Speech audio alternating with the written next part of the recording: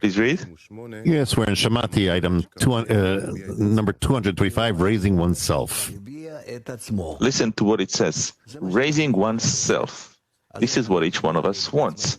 So how do we elevate ourselves, raise ourselves?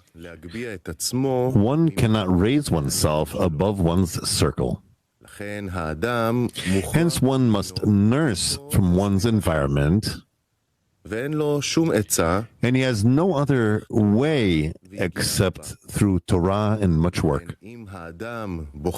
Therefore, if one chooses for oneself a good environment, he saves time and efforts, since he is drawn according to his environment. Again, Shamati 225. One cannot raise himself above one's circle. Hence, above one's environment, above one's group, one's tent.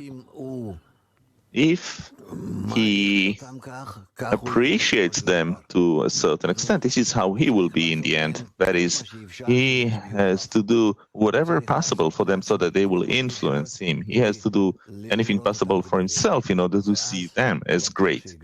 And then, for sure, he will grow again. One cannot raise oneself above one's circle. Hence, one must nurse from one's environment. That is from the side of nature. This is how we are built, that we are always the result of the environment. Why?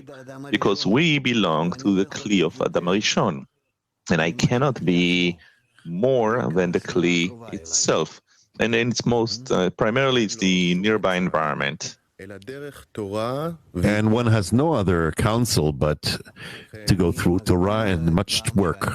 This is why I have to elevate them, that I appreciate them more. The more I elevate them, by this I elevate myself. I'm always drawn after the environment. Yes? Therefore, if one chooses for oneself a good environment, he saves time and efforts, since he is drawn according to his environment. This is why I don't need to ask about myself. Where am I? Who am I? What am I? When? Where? Nothing. Because I am the direct result of my environment.